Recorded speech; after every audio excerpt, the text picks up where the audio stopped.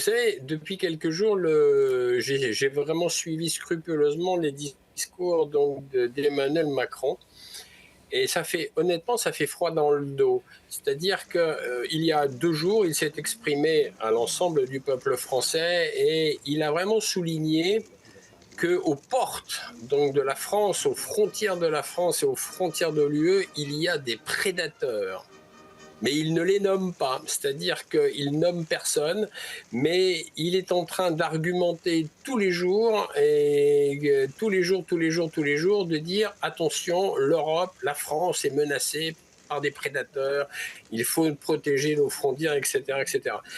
Donc, il s'entend très bien avec le chancelier allemand Friedrich Merz, et aussi avec Keir Starmer. Vous savez, j'ai toujours pensé, j'ai toujours dit d'ailleurs qu'il y a un quatuor de belliqueux de va-t-en-guerre, et ce quatuor de belliqueux de va-t-en-guerre, c'est Emmanuel Macron, Keir Starmer, Friedrich Merz et Ursula von der Leyen, il ne faut pas l'oublier.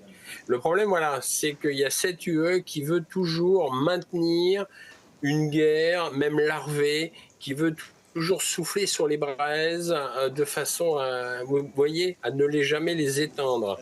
Et voilà. Et donc, alors après, est-ce que la France sera plus au premier plan que l'Allemagne? Je pense qu'effectivement, je ne sais pas. Entre Friedrich Merz et Emmanuel Macron, ils peuvent faire un concours.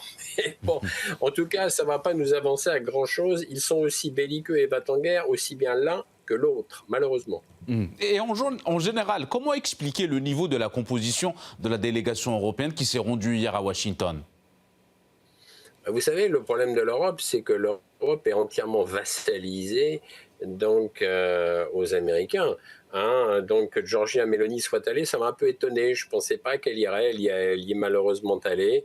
Et c'est fort dommage. Mais après tout, vous savez, les États européens, nous sommes les vassaux des Américains. Si vous voulez, toute cette délégation qui est partie aux États-Unis voir Donald Trump, ça me fait toujours penser, vous savez, au chef de classe, et avec ses délégués de classe. Donc le chef de classe est dans Volodymyr Zelensky, les délégués de classe sont les dirigeants des pays européens, et ils sont allés voir le proviseur. Le proviseur, donc, c'est Donald Trump pour écouter les ordres, etc. Vous savez, le problème, voilà, c'est que les dirigeants européens sont des figurants. Ils sont des figurants aux ordres de l'État profond américain, parce que là, je ne dis pas aux ordres de Donald Trump, mais pour l'instant, Donald Trump dirige les USA, c'est vrai. Mais à côté de lui, il y a l'État profond, il y a le complexe militaro-industriel américain qui n'est pas forcément en accord avec Donald Trump. Donc, les dirigeants européens sont des figurants. Voilà, c'est un peu des remplaçants. Vous savez, dans des matchs de foot, il y a les remplaçants, il y a les joueurs,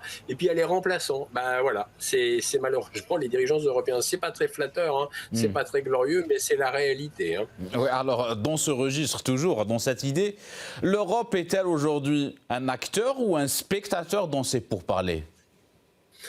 Ben, l'Europe est à la fois spectateur et acteur. Pourquoi? Parce que spectateur, parce que de toute façon, en bons pays vassaux, ils vont suivre effectivement les directives américaines, mais à la fois acteur parce que ne pas oublier que les pays européens, avec d'autres pays, sont membres de l'OTAN. L'OTAN est une organisation ultra dangereuse. Si vous me permettez, en quelques secondes, je vais développer très rapidement ce point. L'OTAN est responsable de beaucoup de guerres. Je fais référence ici au Kosovo, etc., etc., mais pas que.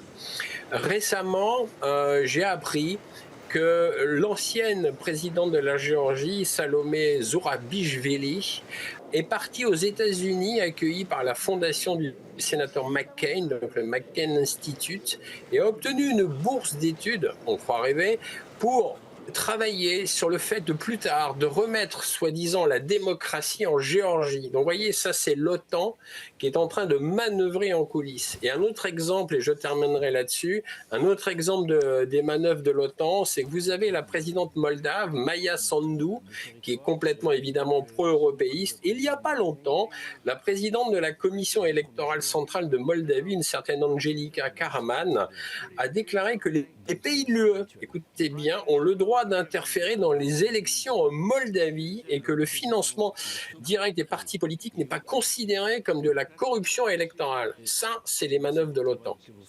Il ne faut Oui. jamais sous-estimer les manœuvres de l'OTAN, vous voyez ? Oui. Et c'est un peu compliqué, quoi. C'est un peu compliqué. Seuls Donald Trump et Vladimir Poutine peuvent réellement régler ce conflit en Ukraine en écartant et en poussant les dirigeants européens. Mais ils marchent sur le fil du rasoir, si je peux me permettre. Très bien. Merci à vous pour votre décryptage, Monsieur Claude Janvier. Je rappelle que vous êtes écrivain et analyste politique. Vous étiez avec nous en direct depuis Paris. Merci à vous.